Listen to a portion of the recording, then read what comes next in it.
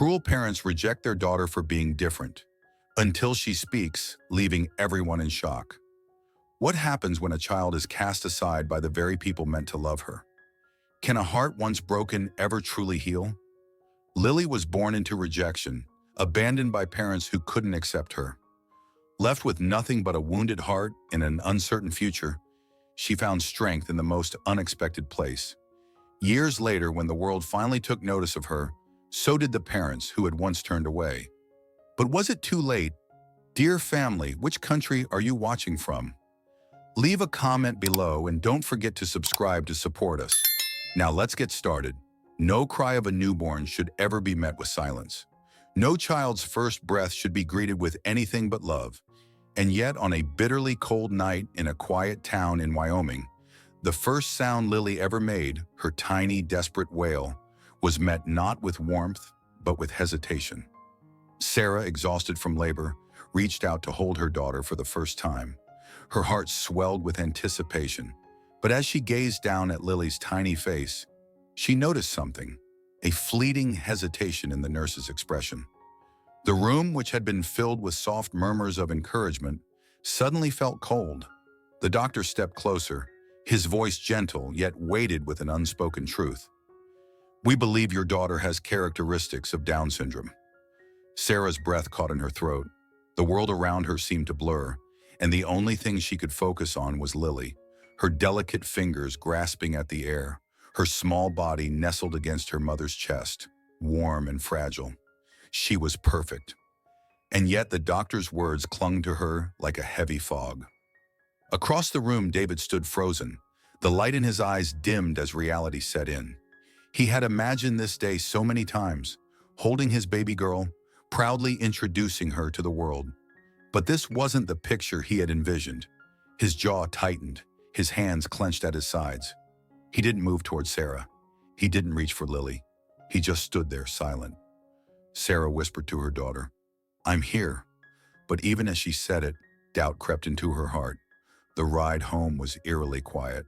Lily lay swaddled in Sarah's arms while David stared straight ahead, his grip tight on the steering wheel. He hadn't spoken since the hospital. Sarah wanted to reach for his hand, to tell him that they would figure this out together.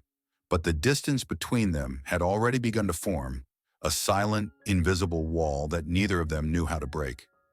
They had dreamed of a perfect family, but in a single moment, that dream had shattered, and Lily, though unaware, had entered a world where she was already an outsider.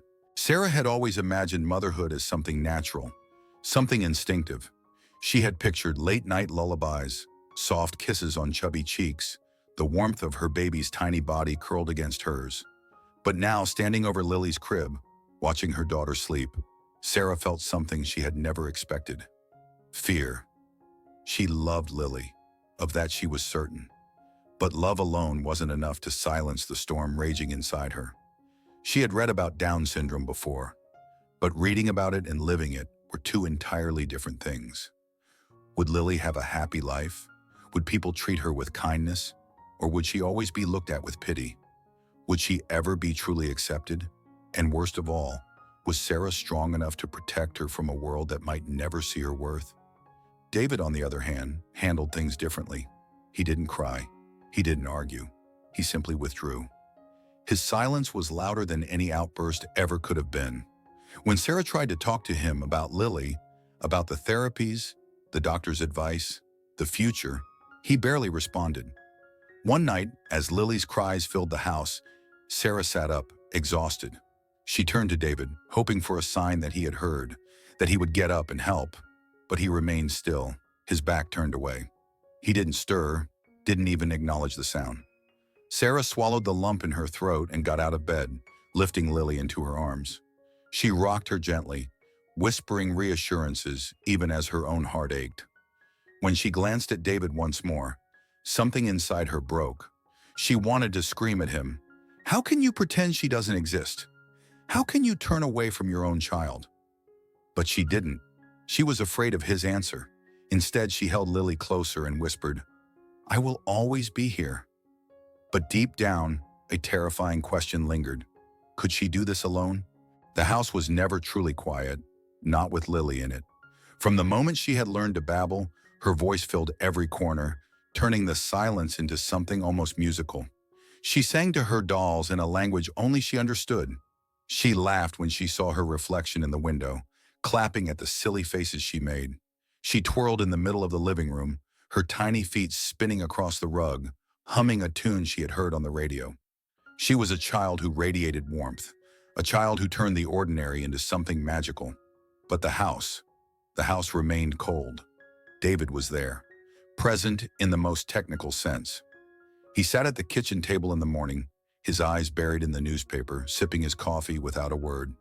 He came home in the evening, placed his briefcase by the door, and settled into his armchair, his gaze fixed on the television, as if the world beyond the screen mattered more than the one in front of him. He existed in the same space as Lily, but never truly with her. Lily noticed.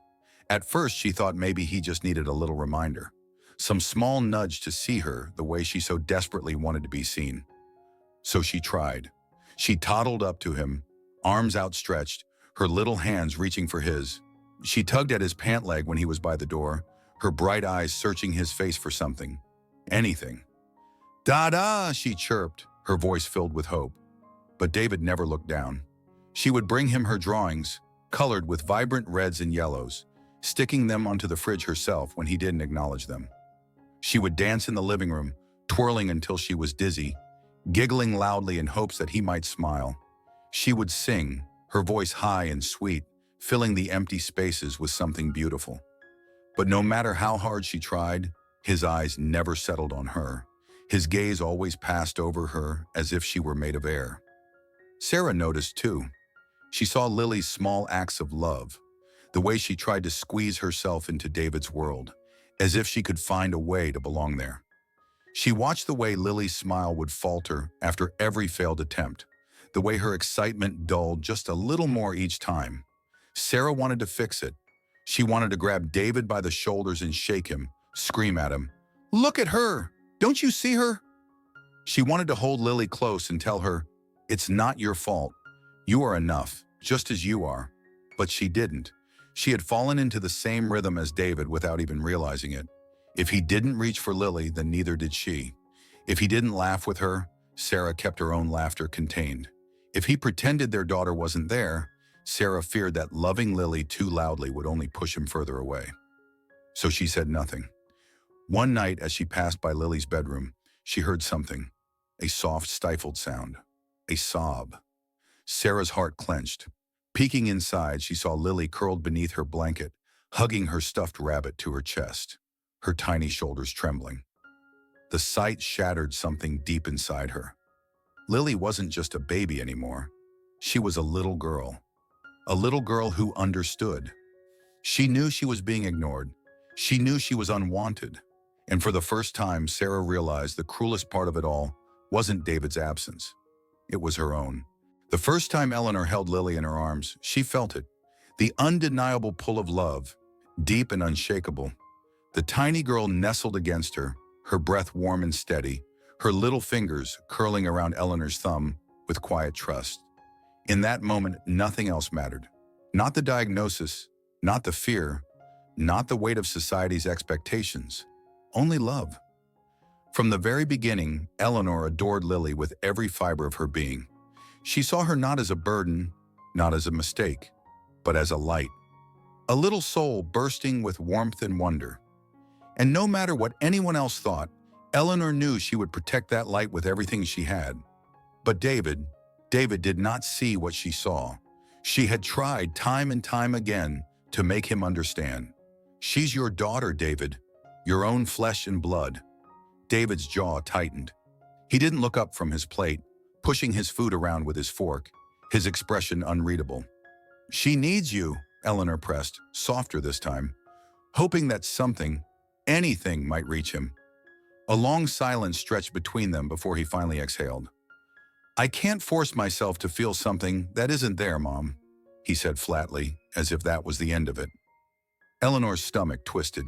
"Not there?" she echoed, her voice barely above a whisper. David set his fork down, rubbing a hand over his face. "I didn't ask for this," he muttered. "I didn't plan for this. And I don't know how to love something I never wanted in the first place. His words landed like a slap, leaving Eleanor breathless. Something, she repeated, a quiet fury creeping into her tone. She is not a thing, David. She is a child. Your child. But he didn't respond. He simply stood up, grabbed his keys and walked out the door, leaving Eleanor sitting there, staring at the empty seat he left behind. That night, as she lay in bed, she thought of Lily, of the way she beamed whenever she saw her, the way she reached up with her little arms, the way she squealed with delight when Eleanor twirled her in the air. How could anyone not love her? Eleanor knew then, with absolute certainty, that if David refused to be what Lily needed, she would step in. She would be the one to shower Lily with love. She would be the one to remind her every day that she was wanted. She would make up for every rejection, every moment of indifference, every ounce of love that David was too blind to give. She could not change her son's heart, but she could make sure that Lily never, not for 1 second, doubted her worth.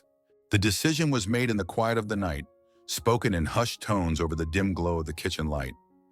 David sat at the table, arms crossed, his gaze heavy with finality. Across from him, Sarah stared down at her trembling hands, her breath shallow, as if she already knew what he was about to say. "We can't do this anymore." The words hung in the air like a death sentence. Sarah's fingers clenched into fists. "She's our daughter, David." "She's better off with my mother," he replied, his voice cold, distant. "You know it's true. Eleanor actually wants her. She'll give her a better life than we ever could." Sarah swallowed hard, a war raging inside her. Hadn't she already known this moment was coming? Hadn't she seen it in the way David looked past Lily instead of at her? In the way he barely spoke her name, as if avoiding it might erase her existence? And hadn't she, in her silence, already been complicit? She could have fought harder.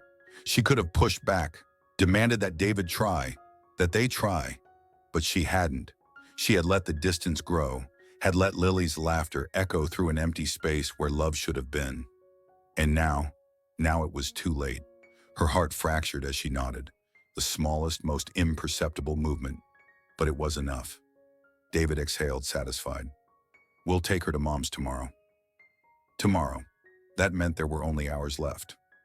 The next morning, Sarah woke early, the house still wrapped in the hush of dawn. She moved on autopilot, her limbs heavy, her mind refusing to fully acknowledge what she was about to do. She picked out Lily's favorite dress, a soft blue cotton with little daisies embroidered along the hem. She brushed her daughter's golden curls, tying them into 2 neat ponytails with yellow ribbons. She traced the roundness of Lily's cheeks with her fingertips, memorizing the softness of her skin, the warmth of her small body pressed against hers. "Mama, where are we going?" Lily asked, her voice light, trusting. Sarah forced a smile. "To Grandma Eleanor's, sweetheart. Won't that be fun?" Lily clapped her hands, bouncing on her toes. "I love Grandma." Sarah swallowed the lump in her throat. "I know, baby. She loves you too." The drive was quiet, aside from the soft hum of Lily's voice as she sang to herself in the back seat. Sarah kept her eyes on the road, gripping the steering wheel so tightly her knuckles turned white. David sat beside her, unmoved, already looking ahead to a life where Lily was nothing more than a memory. Eleanor was waiting on the porch when they arrived. The moment she saw Lily, her face lit up with warmth, but that joy quickly faded when she caught sight of Sarah's expression. "What's going on?" Eleanor asked, stepping forward. David cleared his throat. "She's yours now, Mom." The words hit Eleanor like a physical blow. "What?" she breathed, eyes darting between them. Sarah couldn't bring herself to speak. She turned to Lily instead, kneeling down, forcing herself to meet those bright, trusting eyes. "I want you to be a good girl for Grandma, okay?" she whispered, her voice cracking.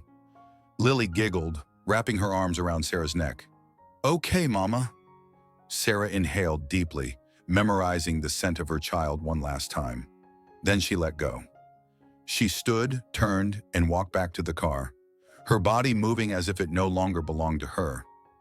"You can't do this," Eleanor said, her voice shaking with disbelief. David ignored her. He opened the car door and slid into the driver's seat. "Please," Eleanor begged. "Think about what you're doing." Sarah hesitated, just for a second. just long enough to feel the unbearable weight of what was about to happen. And then she climbed into the passenger seat. Lily stood on the porch watching them, her head tilted in confusion. The engine roared to life. The car began to pull away. That was when Lily realized. Her tiny feet pounded against the pavement as she ran after them, her voice rising in panic. "Mama, Daddy, wait, don't leave!" Sarah squeezed her eyes shut, pressing a fist to her mouth to keep from screaming. David stared straight ahead. They never looked back. Eleanor had seen heartbreak before. She had buried a husband. She had watched friends fade away with time. She had even endured the pain of seeing her own son turn into someone she barely recognized. But nothing had ever shattered her, quite like watching Lily stand on that porch. Her tiny arms reaching out, her voice desperate as she begged for her parents to come back. And now, days later, the echo of that moment still clung to the walls of the house. Lily had stopped asking when they would return. At first, she had been confused, constantly turning toward the door whenever she heard the sound of a car outside. She had sat at the kitchen table, swinging her little legs, her bright eyes expectant. "Maybe Mama forgot something," she had said once, her voice hopeful. Eleanor had nearly broken in half. But then, as the days stretched into weeks, weeks turned into months and into years, something in Lily shifted. She stopped waiting by the door, stopped asking, stopped looking over her shoulder. She never cried, at least not where Eleanor could see. But there was a quietness about her now, a dullness in her usually bright spirit, as if something inside her had curled up and gone into hiding. Eleanor tried to fill the space that had been left behind. She cooked Lily's favorite meals, took her to the park, read her stories at night. She wrapped her in love, in warmth, in the kind of affection that should have been given freely from the very beginning. But no matter what she did, Lily still carried the weight of the silence her parents had left behind, until the day she found the record player. It was an old thing, tucked away in the corner of the attic, forgotten beneath a pile of dusty blankets. Lily had been exploring, her small hands brushing against forgotten memories, when she uncovered it. "Grandma!" she called, her voice filled with the first spark of excitement Eleanor had heard in weeks. "What's this?" Eleanor climbed the creaky attic stairs and found Lily crouched beside the player, her fingers tracing the edges of a vinyl record. "That," Eleanor said with a small smile, "is how we used to listen to music when I was young." Lily's eyes widened. "Can we make it play?" Eleanor hesitated. She hadn't used it in years, and who knew if it even worked. But seeing the anticipation on Lily's face, she couldn't say no. She carefully placed the record on the turntable, dropped the needle, and held her breath. A crackle filled the air. Then, soft and scratchy but unmistakably beautiful, a melody began to drift through the attic. And something happened. Lily, who had been so quiet, so withdrawn, began to hum. It was faint at first, almost hesitant, as if she were testing to see if she remembered how to bring joy into her own voice. But then, as the music swelled, her hum turned into a song. Her voice, clear, sweet, pure, filled the dusty attic, weaving into the melody as if it had always belonged there. Eleanor's breath caught in her throat. She had always known Lily loved music. The little girl would sway whenever she heard a tune, clap her hands when a song played on the radio. But this was different. This was raw, untouched talent. The kind that stopped time, that made the world go still just to listen. Tears burned in Eleanor's eyes as she watched her granddaughter sing. Lily wasn't just singing, she was feeling. She was taking all the sorrow, all the confusion, all the pain she had bottled up inside her and turning it into something beautiful. And Eleanor knew, right then and there, that she had found the key. "Lily," she said softly when the song ended, "how would you like to take singing lessons?" Lily blinked up at her, surprised. "Me?" "Yes, you, sweetheart. You have a gift, and I think the world needs to hear it." For a moment, Lily hesitated, and then, slowly, carefully, she smiled. Not the forced kind, not the polite kind, but a real, genuine smile. The first one Eleanor had seen in a long, long time. "Okay, Grandma," she whispered. And just like that, the healing had begun. The annual summer festival had always been a highlight in their small Wyoming town. It was the kind of event where families gathered, where the scent of fresh popcorn and barbecue filled the air, and where the sound of laughter echoed through the streets. The makeshift stage in the town square was never grand, just a simple wooden platform with strings of fairy lights hanging above. But to those who stepped onto it, it felt like the center of the world. Lily had never stood on a stage before, yet here she was, standing in the wings, clutching Eleanor's hand as the MC introduced the next performer. Her small fingers trembled in her grandmother's grasp, her heart pounding so loudly she could barely hear the sounds of the festival around her. "You don't have to do this if you're not ready," Eleanor whispered, kneeling beside her. "No one will think any less of you if you change your mind." Lily shook her head. "I want to," she said, her voice soft but certain. Eleanor studied her granddaughter's face, the slight furrow in her brow, the way her lips pressed together in quiet determination. Lily was afraid, yes, but more than that, she wanted this. Eleanor gave her one last reassuring squeeze before letting go. Lily took a deep breath and stepped forward. As soon as she walked onto the stage, the hum of conversation quieted. A few heads turned. Some of the festival goers had seen her around town, recognized her as Eleanor's granddaughter, but most didn't know her, didn't know her story, didn't know the weight she carried in her small frame. She reached the microphone, her hands gripping its stand. The stage lights cast a warm glow on her face, and for a moment she blinked against their brightness, adjusting to the feeling of so many eyes on her. She thought about turning back, but then in the crowd she spotted Eleanor. Her grandmother stood near the front, her hands clasped together, her eyes shining with unwavering pride. And in that instant, Lily knew she wasn't alone.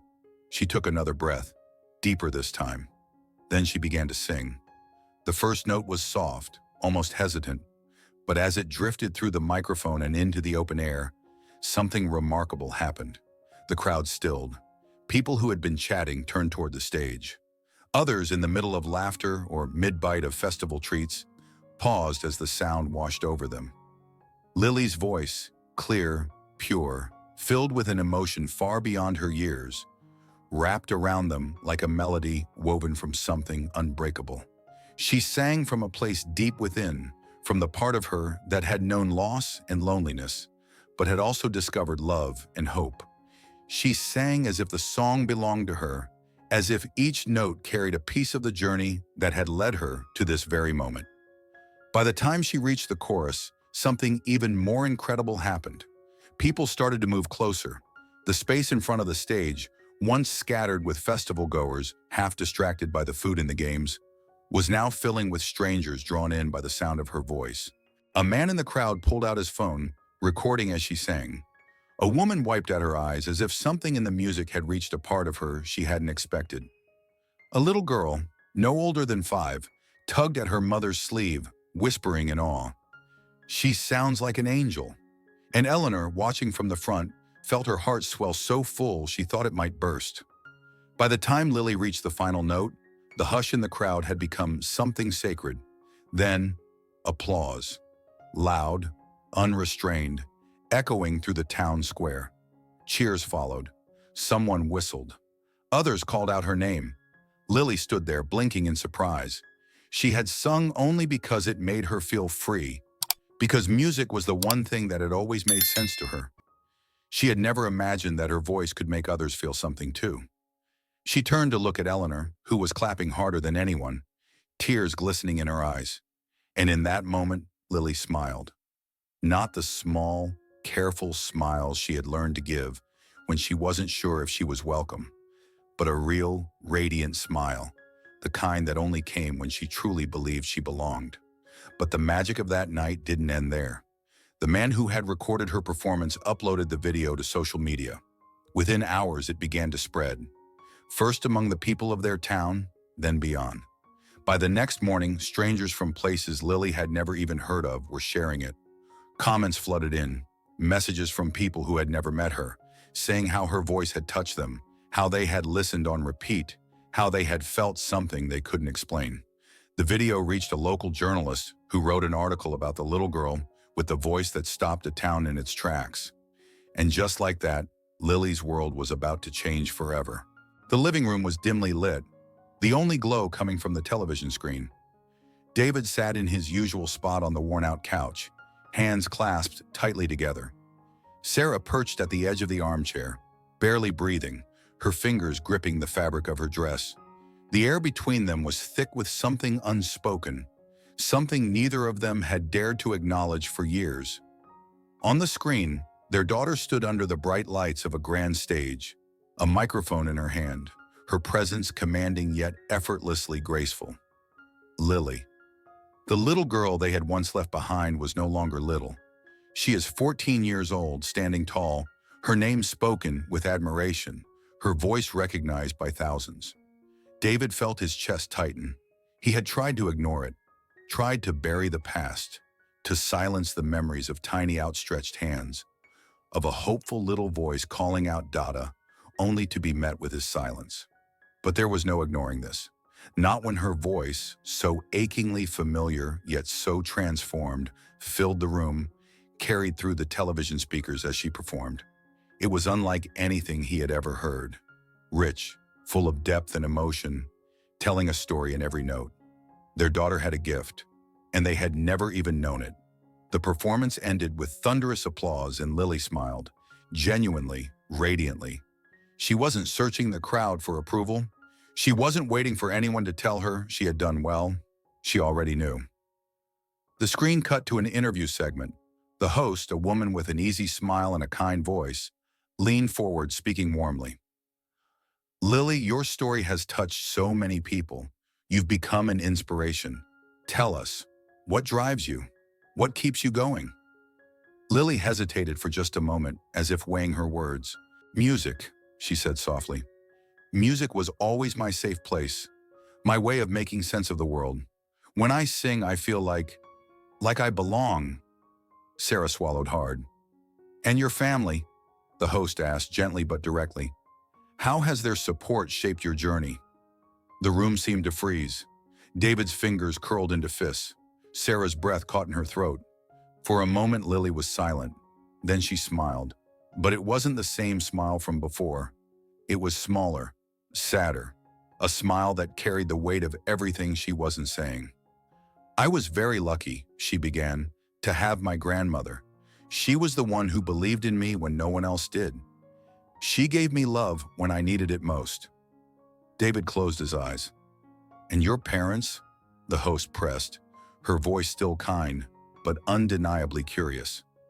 Lily looked down at her hands for a brief second before lifting her gaze again. I used to wonder why I wasn't enough for them. Her voice didn't waver, but there was something fragile in it, something raw.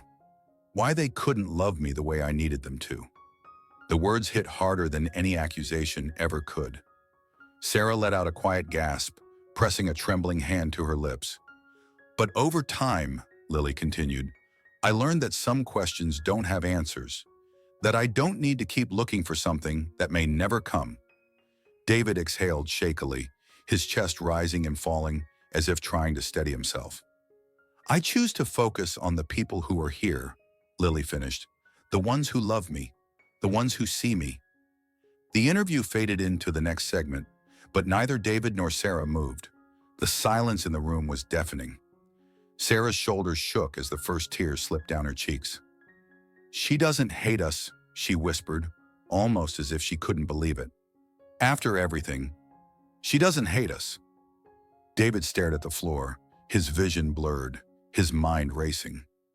He had spent years justifying what they had done, telling himself they had made the right choice, that Lily had been better off without them, that it would have been worse if they had stayed and pretended to love a child they weren't ready for.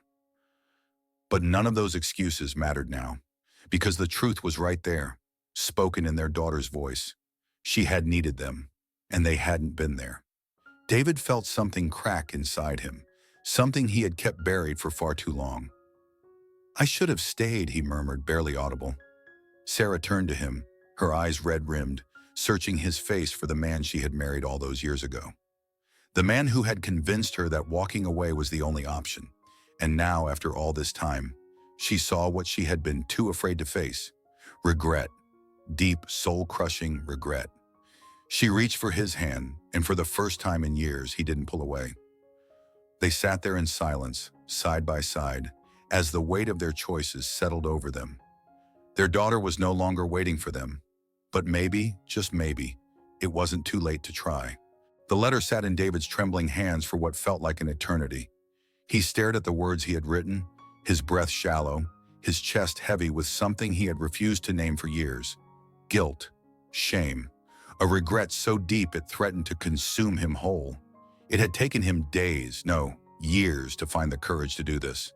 The paper in front of him bore the weight of every silent moment, every missed birthday, every memory he had chosen not to be a part of. He had rewritten the first lines a dozen times, crossing out words that felt too weak, too empty. Lily, he had finally begun, I don't know if you will ever read this. I don't know if you would even want to, but I need to write it anyway. He ran a shaking hand through his graying hair, swallowing hard before forcing himself to continue. I have spent years telling myself that what we did was for the best, that you would be happier without us, that I wasn't the kind of father you needed. But the truth is, I was a coward, and I see that now. David's fingers tightened around the pen, his knuckles white. He could still hear her voice from that interview, soft but unwavering, speaking of the questions she had once asked herself. Why wasn't I enough? Why couldn't they love me? Those words had shattered him more than any anger or blame ever could. I know an apology won't change anything, he continued. I know it won't erase the pain we caused you. But if nothing else, I need you to know this. I have watched you from afar. I have seen what you have become, and I am so incredibly proud of you. His vision blurred. Proud. A word he had never said out loud. A feeling he had spent years suppressing because to admit it meant admitting what he had lost. You have done what I never had the courage to do. You have lived with your whole heart, and I see now that I was wrong. You were never the one who wasn't enough. It was me. He hesitated, the words trapped in his throat before he scrawled one last line. I don't deserve anything from you. Not forgiveness, not even a response. But if someday you decide you want to talk, I will be here. I will be waiting. David exhaled sharply, sealing the letter before he could change his mind. On the other side of the house, Sarah sat curled on the couch, staring at the screen of her phone. She had been holding on to it for hours, her fingers hovering over the message she had written and rewritten too many times to count. Unlike David, she didn't have the strength for a letter. She couldn't bear to pour out her heart onto paper and risk knowing it might never be read. A text felt safer, quicker, but now looking at it, it didn't feel like enough. Lily, it read, I don't expect you to answer me. I just need you to know. I have thought about you every single day.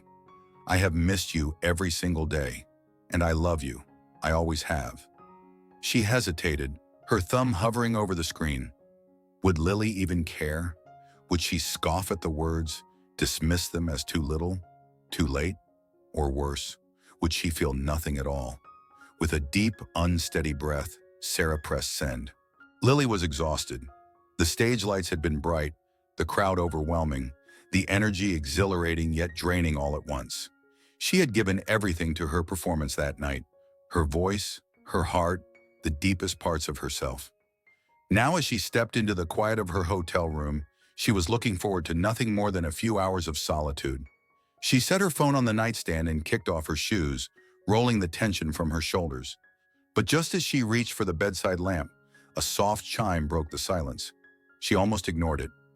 But then she saw the name, Sarah. Her breath caught. For a long moment, she just stared at the screen. She could have sworn her heart actually skipped a beat. She hadn't seen that name on her phone in years. Not once.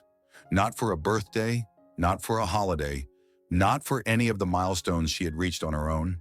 And yet, there it was. Slowly, as if afraid the message might disappear, she reached for her phone. She opened it, her pulse thudding in her ears. The words were simple. Lily, I don't expect you to answer me. I just need you to know, I have thought about you every single day. I have missed you every single day. And I love you. I always have. Lily exhaled sharply, a strange, unwelcome ache settling deep in her chest. She read it again, and again. It wasn't much, just a handful of words, but they carried a weight she wasn't prepared for. For years, she had built walls around the part of her that still longed for something from them. She had told herself that she didn't need their love anymore, that she had moved on, that she had created a life full of people who truly cared for her. And yet, in one brief message, all those carefully constructed defenses began to tremble. Her fingers hovered over the keyboard. A response flickered in her mind. A sharp, angry reply. Or maybe silence. Maybe she should let Sarah feel what it was like to be ignored, to be left waiting for something that would never come. But she did nothing. Instead, she locked her phone, turned it face down, and forced herself to sleep. The letter came a few days later. Eleanor found it in the mailbox, her fingers tightening around the envelope the moment she saw the sender. She carried it inside with careful hands, setting it on the kitchen table where Lily was finishing her coffee. "It's from your father," Eleanor said softly. Lily looked up. For a moment, she didn't move. She just stared at the envelope as if it were something fragile, something dangerous. She didn't reach for it. Not right away. Instead, she sat there, the words from Sarah's message still lingering in the back of her mind, intertwining with the endless unanswered questions she had tried so hard to let go of. Finally, she picked it up. Her name was scrawled across the front in an unfamiliar hand, his handwriting. She ran her thumb over the ink, feeling the ridges of the paper, as if touching it would somehow prepare her for whatever was inside. She took a breath, and then carefully, she tore it open. David's words weren't long. They weren't poetic or eloquent, but they were raw, honest. He had admitted everything: his cowardice, his failure, his shame. He had told her that he had spent years lying to himself, convincing himself that he had done what was best for her. But the truth, the real truth, was that he had walked away because he had been too weak to stay. "I have watched you from afar," he wrote. "I have seen what you've become, and I am so incredibly proud of you." Proud, Lily swallowed, gripping the letter a little tighter. That word, she had never heard it from him before, not once. She continued reading, her throat tightening as she reached the final lines. "You were never the one who wasn't enough. It was me. I don't deserve anything from you. Not forgiveness, not even a response. But if someday you decide you want to talk, I will be here. I will be waiting." Lily set the letter down. The air in the kitchen suddenly felt heavy, pressing in on her from all sides. She wanted to be angry. She wanted to feel nothing. But the truth was, she felt everything. Anger, sadness, a flicker of something she wasn't ready to name. She had spent her entire life without them. She had learned to be strong, to be independent, to carve out a place for herself in the world without their love. And yet, a part of her still ached for the answers she had never received. A part of her still wanted to know why. She closed her eyes, exhaling slowly. For the first time in years, she didn't know what to do. The days stretched on in silence. David checked the mailbox every morning, even though he knew the chances of finding a response were slim. Each time he found it empty, he reminded himself that he had no right to expect anything. But that didn't stop the hollow ache in his chest from deepening. Sarah, however, refused to accept the silence. Lily hadn't replied to her first message, but that didn't stop her from sending another. And another. At first, the messages were simple. "Good morning, sweetheart. I hope today is kind to you. I saw your latest performance online. You were incredible. I always knew you would be. I don't expect a response, but I just wanted to say I love you. That's all. We really want to see you, Lily." Sarah never demanded anything, never asked for forgiveness, never pushed for Lily to speak to them. She just sent little pieces of love into the void, hoping one of them might find its way into her daughter's heart. And Lily saw them. Every single one. She never responded, but she read them, over and over again. Some made her scoff, others made her throat tighten. But what unsettled her the most was that, deep down, she didn't hate them. She wanted to. She wanted to be angry, to hold on to the resentment she had carried for so long. But the truth was, she didn't feel victorious in their regret. She just feels empty. One evening, Eleanor found her sitting at the kitchen table, staring at her phone with unfocused eyes. She didn't have to ask what was on Lily's mind. Instead, she simply poured her a cup of tea and sat beside her. "You know, sweetheart," Eleanor said gently, "love doesn't erase the past, but sometimes it can help make peace with it." Lily exhaled, rubbing her temples. "I don't know if I even want peace with them." "That's for you to decide," Eleanor said, squeezing her hand. "But if you ever think you might, then maybe the first step is just seeing them as people, not just as the ones who hurt you." Lily sat with those words for a long time. That night, lying awake in bed, she thought about the mother who had sent her message after message, never expecting a reply. About the father who had poured his regret into a letter, not knowing if she would ever read it. And for the first time in years, she let herself wonder, if she met them, if she heard them out, would it change anything? The next morning, without overthinking it, she picked up her phone, found her mother's latest message, and typed her reply. "If you and Dad really want to talk, meet me this Friday. Cafe on Main Street, noon." She hovered over the send button for only a second before pressing it. Then she placed the phone face down on the table, exhaled deeply, and let the weight of the past settle in her chest. Because no matter what happened next, she knew this was a door she couldn't close once it was open. The cafe on Main Street was quieter than usual that Friday. The soft hum of conversation filled the space, punctuated by the occasional clink of ceramic cups against saucers. The smell of fresh coffee and baked bread lingered in the air, warm and familiar. The kind of place where people gathered for small talk, for laughter, for moments of connection. But for Lily, it felt like a battleground. She sat at a table near the window, hands wrapped around a cup of tea she hadn't touched. Her stomach churned, nerves twisting tighter with every tick of the clock. This was it. The moment she had spent her entire life waiting for, dreading, longing for. She wasn't sure which. And then they walked in. David and Sarah hesitated in the doorway, scanning the cafe until their eyes landed on her. Sarah clutched her purse to her chest as if it could steady her trembling hands, while David exhaled sharply, his jaw tense. They looked older than she remembered. Or maybe it was just that she had stopped imagining them at all. Lily forced herself to hold their gaze as they approached. Sarah was the first to sit, her movements hesitant, uncertain. David followed, stiff and silent, his fingers locking together on the table as if he needed something to hold on to. For a long moment, no one spoke. Sarah was the one to break the silence. "Thank you for meeting us," she said, her voice barely above a whisper. Lily nodded but didn't respond. She wasn't sure what to say. David cleared his throat. "You look good." The words sounded foreign coming from him, as if he didn't know how to string together anything more meaningful. Lily let out a quiet, humorless laugh. "I look like me." Sarah let out a shaky breath, her fingers gripping the edge of the table. I don't know where to begin." "How about with the truth?" Lily said, her voice calm but firm. "Why did you do it? Why wasn't I enough?" Sarah flinched at the words as if they physically hurt. "You were enough," she said quickly. "Oh, sweetheart, you were more than enough. We were the ones who weren't." David inhaled deeply, his eyes locked onto the table. "I was afraid," he admitted, the words stiff and uncomfortable in his mouth. "Afraid of what having a child like you meant. Afraid of what people would say. Afraid that I wasn't strong enough to handle it." Lily studied him. This was the first time she had ever heard her father admit weakness. "I told myself you would be better off without us," he continued, voice heavy, "that we were doing the right thing, that Eleanor could give you a better life than we ever could." He shook his head, letting out a bitter chuckle. "Turns out that was just an excuse.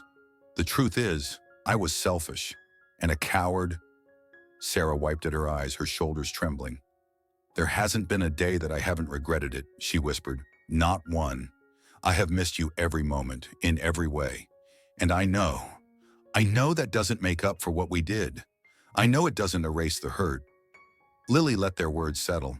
She had imagined this conversation 1,000 times in her head. She had pictured them groveling, begging for forgiveness. She had imagined screaming at them, making them feel an ounce of the pain she had carried for years. But now, sitting across from them, Seeing the raw regret in their eyes, it didn't feel like victory. It just felt sad. "I always wanted to be loved by you," she finally said. The words were simple, but they shattered something in the air. Sarah let out a strangled sob, her hands flying to her mouth as if trying to stop the flood of emotions spilling out of her. David inhaled sharply, looking as though she had just knocked the breath from his lungs. For so long, Lily had convinced herself that she didn't need them, that she had built a life without their love, without their approval, and in many ways she had. But the truth was, a part of her had always been waiting. Waiting to hear them say they were sorry, waiting to hear them say they had loved her all along, and now they finally had. But the question remained, was it enough? She didn't know yet. So she let the silence sit between them, heavy and uncertain. And for the first time in her life, it was up to her to decide where they would go from here. The days following their meeting felt like a storm that had passed, leaving behind a quiet, uncertain calm. Lily had expected to feel relief after finally confronting them, after speaking the truth she had carried for years. But instead she felt tired. The weight of the past didn't lift overnight. The wounds weren't magically healed by a single conversation, and yet something had shifted. Sarah texted her the next morning, not with apologies, not with overwhelming emotion, just a simple, "I hope you're doing okay." No pressure to reply, just thinking about you. Lily didn't respond, but she read it. A few days later, another message arrived. "I saw your interview last night. You looked beautiful. I'm so proud of you." Sarah didn't push. She didn't beg for forgiveness or demand anything from Lily. She was simply there, her presence like a quiet knock on a long-closed door. David, however, remained silent. Lily wasn't surprised. If there was one thing she understood about her father, it was that guilt had built walls around him. Even after all these years, he was still the same man who didn't know how to face what he had done. But then one evening, as she prepared to go on stage, she caught a glimpse of something unexpected. Sitting in the back of the dimly lit theater, away from the crowd, was David. He didn't approach her. He didn't wave or call her name.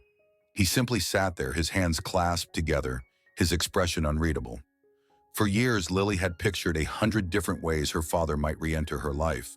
She had imagined grand apologies, desperate attempts to make things right. She had imagined him saying all the words she once longed to hear. But this quiet, hesitant presence was not something she had anticipated. She didn't acknowledge him that night. She wasn't ready. But as she stood under the stage lights, her voice filling the room, she let herself wonder, for the first time, if maybe he wasn't just watching her perform. Maybe he was finally seeing her. Sarah continued reaching out in small ways, calling once a week, sometimes just leaving voicemails if Lily didn't pick up.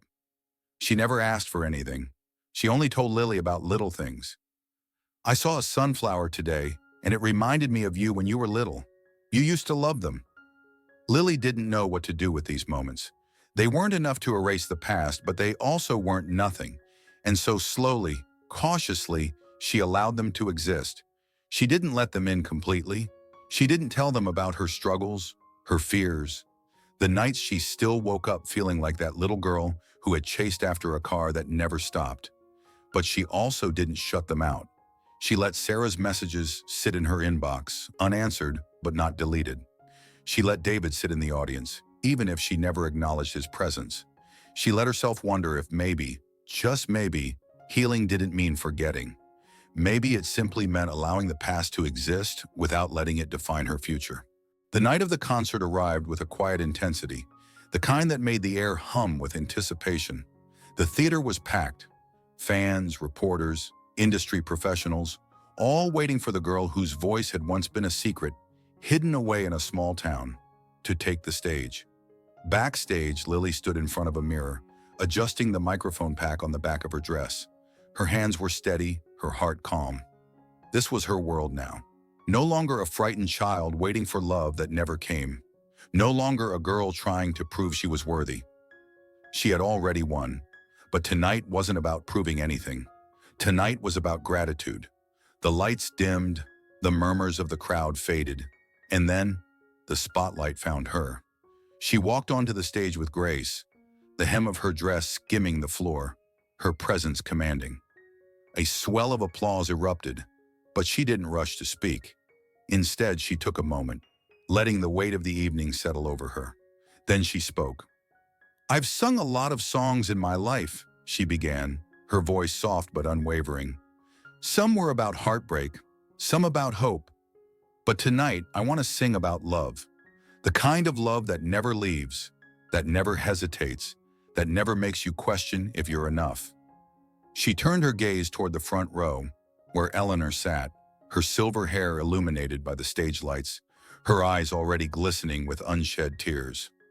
"This one," Lily said, "is for the woman who never let me feel alone, who gave me a home when I had none, who taught me that love isn't something you have to beg for. It's something that should always, always be given freely." The first note of the song filled the room. It was a melody Eleanor had heard before, one Lily used to hum absent-mindedly in the kitchen, one that had filled their little house for years. But now it was something more, bigger, fuller. And when Lily sang, her voice wrapped around every soul in the audience, turning pain into something breathtaking. From their seats in the back, David and Sarah watched in silence. Sarah's fingers twisted together in her lap, her shoulders tense. She had imagined this moment differently. She had foolishly hoped that one day Lily might dedicate a song to her, that there might be words of forgiveness wrapped in melody. But she understood now. This was not about them. It never had been.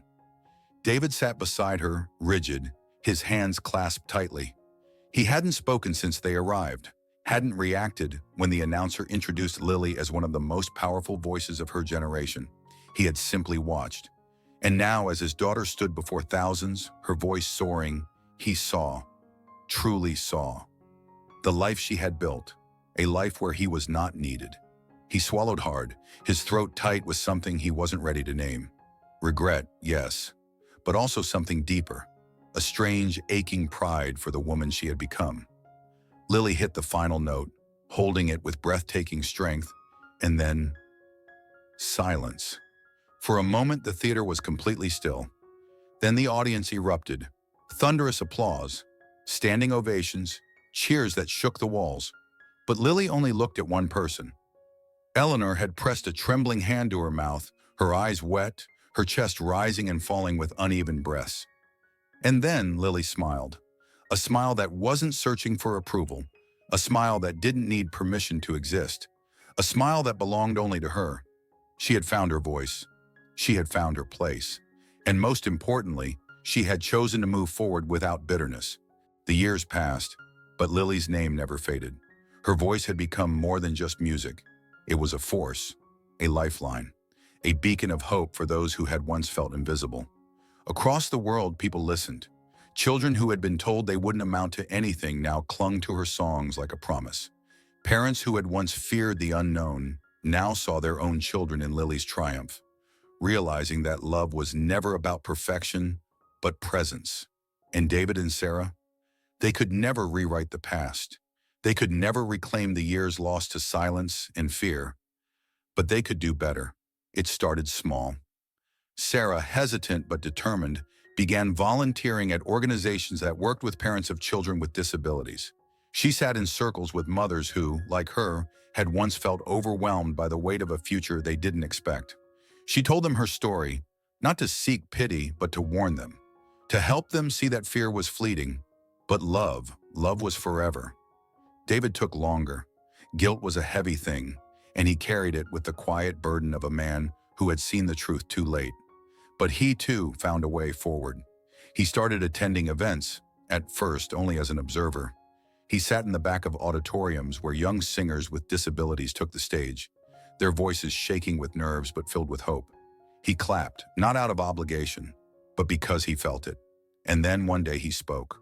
To a room full of fathers, he told the truth. "I was afraid," he admitted, "and I let that fear make a choice I will regret for the rest of my life." No excuses, no justifications, only the truth. And from the quiet nods, the hands wiping at tired eyes, he knew. His words mattered. If his story could stop just one father from making the same mistake, then maybe, just maybe, he could find peace. But through it all, Lily kept moving forward. She no longer waited for the love she was denied. She no longer searched for something that should have always been hers. Instead, she gave. Through her music, she healed. Her songs weren't just about pain. They were about resilience, about hope, about the truth she had fought so hard to understand, that she had always been enough. And when she stood in front of thousands, their faces turned toward her with admiration. She knew that the little girl who once cried alone in her bed had never truly been alone. Because love had found her, not in the places she once searched, not in the people who should have given it freely, but in Eleanor, in the audience who saw her light, in the melodies that had carried her through the darkest nights, and most importantly, in herself. Love is not just a feeling, it is a choice, one we must make deliberately, relentlessly, and without condition. Lily's story is not just about her, it is about all of us. It is about the choices we make when fear whispers that love is too hard. It is about the second chances we are given, even when we don't deserve them. And it is about the truth that no matter how broken the past may be, the future is always ours to shape. Some wounds do not heal with words alone. Not every story of forgiveness ends with perfect reconciliation. But what Lily's journey teaches us is this: healing does not require erasing the past. It only requires refusing to let it define the future. David and Sarah could never undo what had been done. They could never give back the childhood Lily lost. But they could show up. They could stop running. They could do the only thing that ever truly mattered: choose love, even when it was hard. And Lily, she proved what the world so often forgets. Worth is not something to be earned. It is something you are born with. So many of us have carried wounds like hers. We have felt unseen, unloved, unwanted. We have spent years waiting for someone to tell us we were enough. But what if we stopped waiting? What if today we made the choice to love, not just others but ourselves? What if we chose to believe, as Lily did, that our value does not come from the approval of those who failed to see us, but from the undeniable truth that we have always been worthy? That is the power of love. That is the power of resilience. And that is the power of a story like this. A story that reminds us that redemption is always possible, but only if we have the courage to reach for it. What part of Lily's journey moved you the most? Have you ever witnessed an act of redemption like hers? Let's keep this conversation going. Share your thoughts in the comments. I would love to hear your story. And if this touched your heart, if it made you reflect, if it reminded you that love and second chances still exist, subscribe. Because these stories matter. Because you matter. And because together we can remind the world that love, when given freely, has the power to heal us all. See you in the next story.